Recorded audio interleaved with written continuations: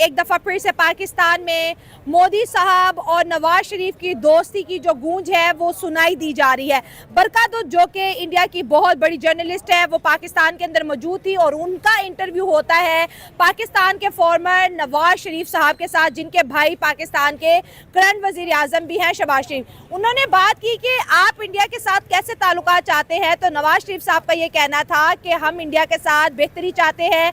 मैं चाहता हूं कि मैं मोदी से जाके इंडिया में मिलूं, दोनों कंट्रीज के रिलेशनशिप में सुधार है। और साथ साथ उनका ये भी कहना था कि एससीओ में अगर मोदी साहब आते तो मैं खुद उन्हें रिसीव करने जाता।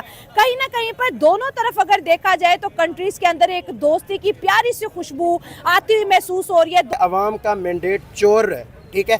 इसका हल्का आता है NA 130, ठीक है, जहाँ से अल्हम्दुलिल्लाह मैं खुद बिलोंग करता हूँ। हाँ। हमने इसको ऐसे धुतकारा है जैसे एक कुत्ते को धुतकारते हैं, ठीक है। दोस्तों, मिडल ईस्ट से एक बड़ी डेवलपमेंट है कि इजराइल ने याह्या सिनवर को कत्ल कर दिया है। याह्या सिनवर जो हैं एक prominent Palestinian political and military leader थे, हेड ऑफ हमास थे इस वक्त। इससे पहले आपको याद होगा कि जब ईरान के अंदर हमास के लीडर को IRGC के कंपाउंड के अंदर इजरायलियों ने कत्ल कर दिया था। अजय डोल वो बंदा है जिसको 21वीं सदी का जेम्स बॉन्ड कहा जाता है। हाँ। अब मुझे बताएं, वहां मुझे बता दे क्या मैं गलत कह रहा हूँ, वो नहीं कहा जाता। इवन वो पाकिस्तान के अंदर आया एज ए स्पाई के तौर पर, वो पाकिस्तान के अंदर आया, लाहौर के अंदर रहा है, उन्होंने एक्सेप्ट किया, और उन्होंने खुद एक्सेप्ट किया है। उसके बाद जो हमारे कहूटा पावर प्लांट है जहाँ पे हमारे एटमी तंसीबात लगी हुई है, उसकी प्रॉपर मुखबरी दिया उसने। और एक दफा तो दाऊद इब्राहिम को वो बिल्कुल मरते मरते वो बचा है। नहीं, अमेरिका की जरूरत क्यों नहीं होती कि वो इंडिया में उस तरीके से इन्वॉल्वमेंट करे जैसे वो पाकिस्तान में करता है। इसका मतलब है हम कहीं ना कहीं मौका देते हैं। नवाज शरीफ हमारा बराक ओबामा के सामने जाके बैठता और टिश्यू से हाथ साफ करने लग जाता है, पसीना आ जाता है, आपको बात करने का तरीका का पता नहीं चलता। ठीक है, आप कंपेयर करें ना पीएम मोदी को, ठीक है, और इधर शहबाज शरीफ को कंपेयर कर लें। शहबाज शरीफ को सिर्फ ये काम आता है कि वो अच्छे तरीके से मांग सकता है, जो कि वो हर मुल्क में जाके मांगता है। इवन वो खुद कहता है कि जब हम जाते हैं तो भिखारी समझते, वो कहते लोग भी फिर आगे पैसे मांगने के लिए। ठीक है। हेलो दोस्तों, जैसा कि आपने हाईलाइट में देखा, एक दफ़ा फिर से पाकिस्तान में मोदी साहब और नवाज शरीफ की दोस्ती की जो गूंज है वो सुनाई दी जा रही है। दोस्तों, इंडिया की बहुत बड़ी जर्नलिस्ट है, वो पाकिस्तान के अंदर मौजूद थी और उनका इंटरव्यू होता है पाकिस्तान के फॉर्मर नवाज शरीफ के साथ, जिनके भाई पाकिस्तान के वज़ीर आज़म भी हैं।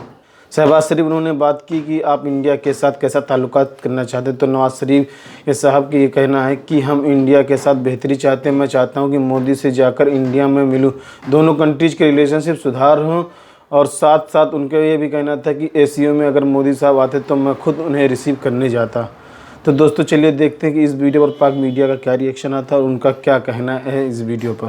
दोस्तों, मिडल ईस्ट से एक बड़ी डेवलपमेंट है कि इजराइल ने याह्या सिनवर को कत्ल कर दिया है। याह्या सिनवर जो हैं एक prominent Palestinian political and military leader थे, हेड ऑफ हमास थे इस वक्त। इससे पहले आपको याद होगा कि जब ईरान के अंदर हमास के लीडर को IRGC के कंपाउंड के अंदर इजरायलियों ने कत्ल कर दिया था। उसके बाद याह्या सिनवर जो हैं उनको बनाया गया है, हेड बनाया गया। अभी कोई 2 महीने भी नहीं गुजरे और वो भी उनको भी इजराइल ने बिल्कुल अपने इंटेलिजेंस ऑपरेटर्स के ज़रिए कत्ल किया। इन्फ्लुएंशियल फिगर थे, ऑर्गेनाइजेशन को कंट्रोल करते थे, और इस पॉलिटिकल पार्टी, या इसको वो पॉलिटिकल पार्टी भी कहते हैं, पॉलिटिकल भी कहते हैं वो, और मिलिट्री लीडर भी वो कहते थे। और सुनने में आ रहा है कि हमास का एक मिलिट्री विंग होता करता था, इज़्ज़ुद्दीन कासम ब्रिगेड, वो इसको हेड करते थे।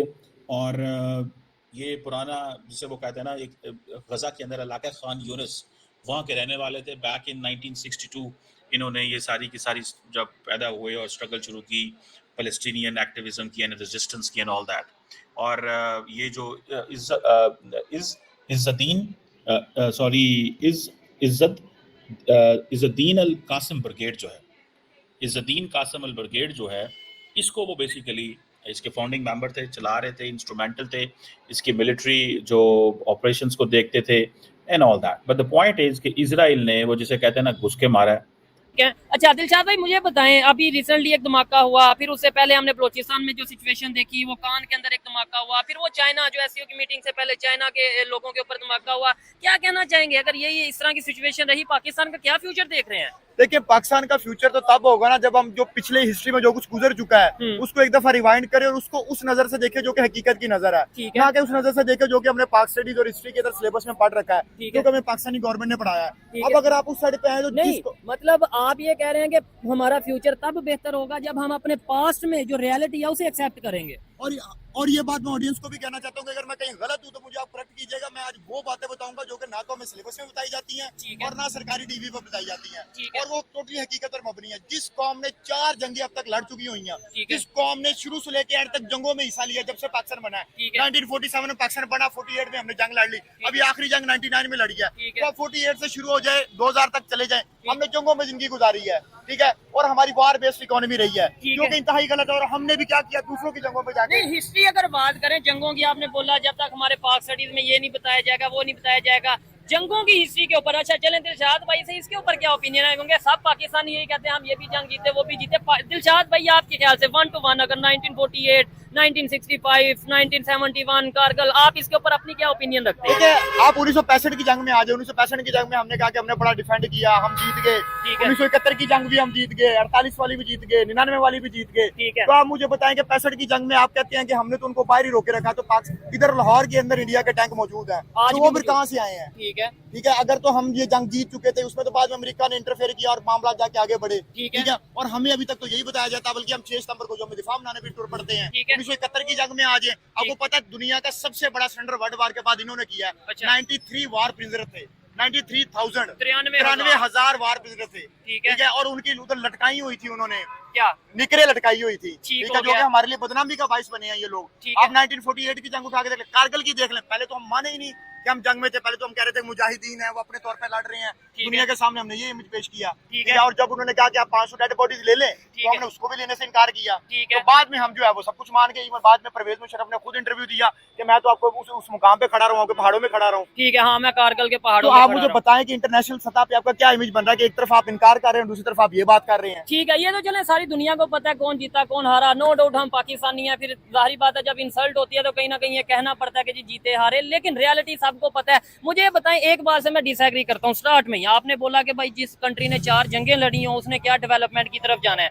अगर आप पाकिस्तान को ये कह रहे हैं कि पाकिस्तान ने 4 जंगें लड़ी हैं, तो इंडिया ने भी तो 4 की बजाय 5 लड़ी हैं, 4 पाकिस्तान से, 1 चाइना से। वो 5 जंगें लड़ के दुनिया की 5वीं बड़ी इकॉनमी और आप तीसरी बनने जा रहे हैं। तो अगर आप कहेंगे जंगों लड़ने वाले कंट्री जो उनसे वो आगे नहीं जा सकते, तो फिर इंडिया कैसे चला गया? देखिए उनकी जंगों में हमारी जंगों में फर्क है। हमने बिला वजह वो जंग जो लड़ते हैं वो अपनी कौम के लिए और अपने मुफाद के लिए लड़ते हैं। हमने जंगें जो लड़ी है रशिया के लिए लड़ी है जंग, ठीक है। रशिया को हमने उसमें इख्तलाफ सपोर्ट नहीं किया। अमेरिका की सपोर्ट में जाके हमने डॉलरों की वजह से जाके रशिया के साथ अमेरिका के साथ मिल गए, रशिया के साथ जंग लड़ी। उसके बाद हमने जो है वो अमेरिका के खिलाफ जंग लड़नी शुरू कर दी तालिबान के साथ मिलके।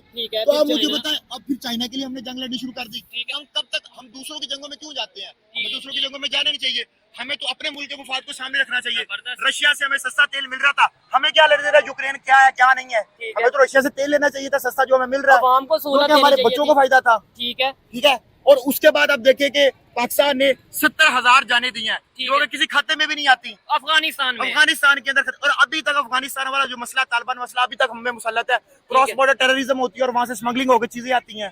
अभी भी पाकिस्तान के अंदर दहशतगर्दी कर रहे हैं, हालांकि उनको हमने 50,000 से ज्यादा अफगानी मुहाजिरीन को यहाँ पे खड़ाया। लेकिन आज भी हम ये कहते हैं अफगानिस्तान, ये नजर भी आता है, कहते नहीं सिर्फ नजर आता है, अफगानिस्तान के लोग हमसे नाराज है, हम उनसे नाराज है, मुसलमान हम भी मुसलमान। उसकी बुनियादी वजह मैं आपको बताता हूँ, उसकी बुनियादी वजह ये थी कि जब हमने अमेरिका को अपने हवाई अड्डे दे दिए तो टारगेट कर सके अफगानिस्तान को। मुझे बताएं अगर इंडिया हमारा या बांग्लादेश या इवन ईरान किसी मुल्क को फौजी अड्डे देता और वो पाकिस्तान पे हमला करता तो मेरे लिए उसके लिए मोहब्बत तो नहीं ना जागेगी। मैं तो कहूंगा ये इन्होंने मेरी सरजमीन इस्तेमाल कर, पाकिस्तान की सरजमीन इस्तेमाल हुई है ना तालिबान के ऊपर अटैक करने के लिए, क्योंकि अमेरिका ने किया है।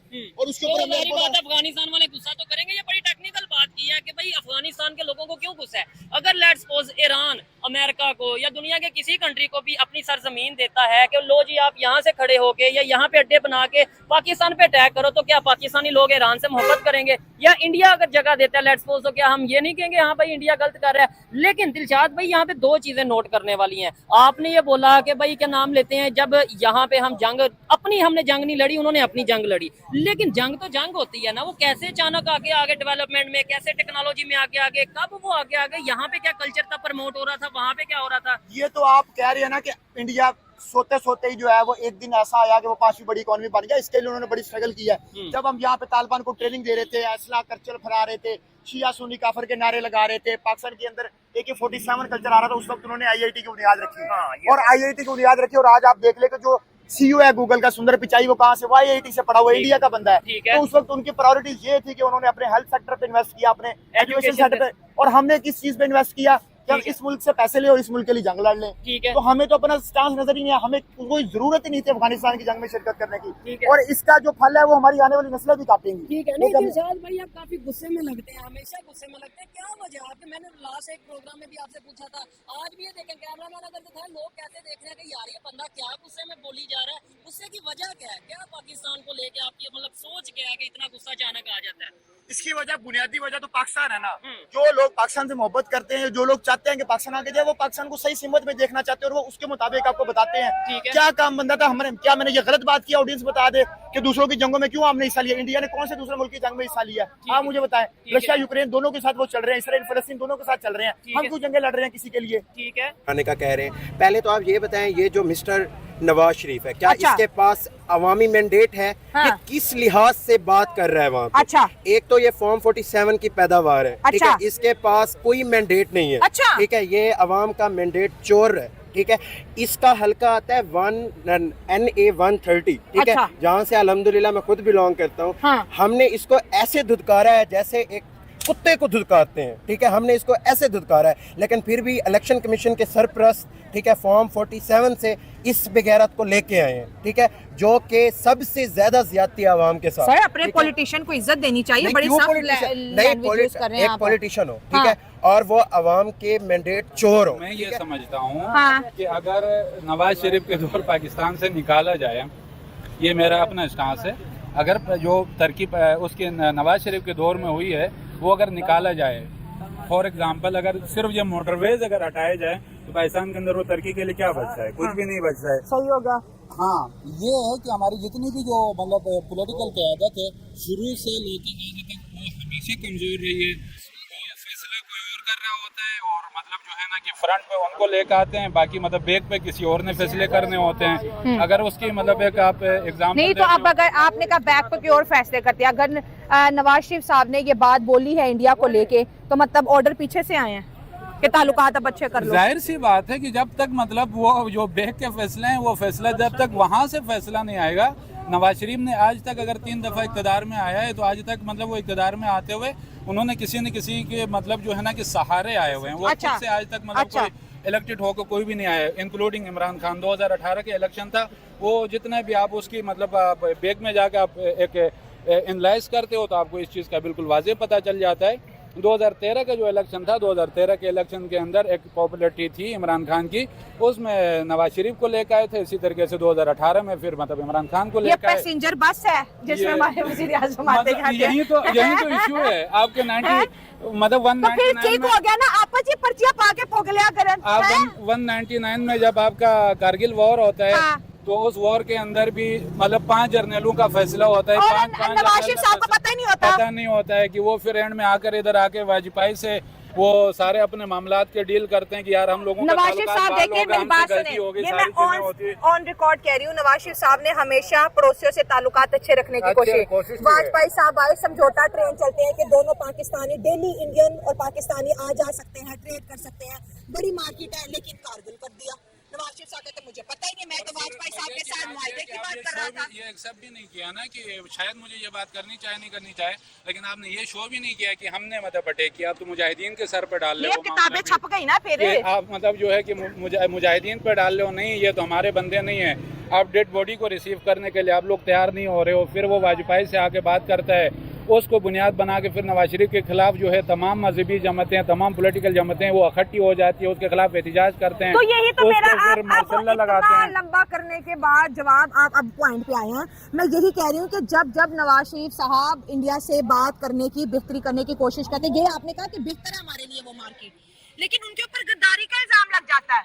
गद्दारी का इल्जाम लगता है। और दूसरी बात यह है कि मैडम बहुत से कुव्वतें ऐसी है जिनका पेट, जब तक कश्मीर का इशू चलेगा, गिलगित बल्तिस्तान का इशू चलेगा, तब तक उनका पेट भरना है, उन्होंने अपने लिए जो है ना अर्निंग करनी है। तो दोस्तों, जैसा कि आपने वीडियो में देखा, हमास चीफ याहिया सिनवारी को मारे जाने के मामले में बड़ा खुलासा हुआ। याहिया सिनवारी के सिर पर गोली मारी गई थी, जिसके कारण वो मारा गया। CNN ने यह शनिवार को शव को पोस्टमार्टम करने वाले डॉक्टर के हवाले से यह रिपोर्ट जारी की है कि तेल अवीव में इजराइल के national centre of forensic medicine के मुख्य रोगी विज्ञान डॉक्टर चैन कुगल ने कहा कि सिनवारी को अन्य गंभीर चोट आई थी, जो संभावित एक टैंक सेल या मिसाइल से हुआ। उन्हें विश्वास है कि यह सिनवारी की मौत सिर में लगी गोली से हुई।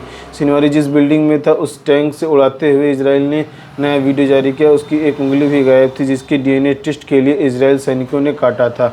इजराइल सेना ने पहले कहा था कि एक टैंक और इस इमारत पर गोले दागे, जिसके बाद से सिनवारी की मौत हो गई थी। इसके पहले वह घायल हो चुके थे। हालांकि इजराइल की सेना ने अपने सैनिकों की ओर से कोई गोलीबारी में कुछ नहीं कहा था। कुंगल ने कहा मौत के कारण सिर में गोली का घाव है। उसके सिर की गोली लगी, जिसकी मस्तिष्क चोट आई थी। तो दोस्तों, वीडियो कैसा लगा अपनी राय कमेंट बॉक्स में ज़रूर दें। वीडियो पसंद आए तो लाइक और सब्सक्राइब करना ना भूलें।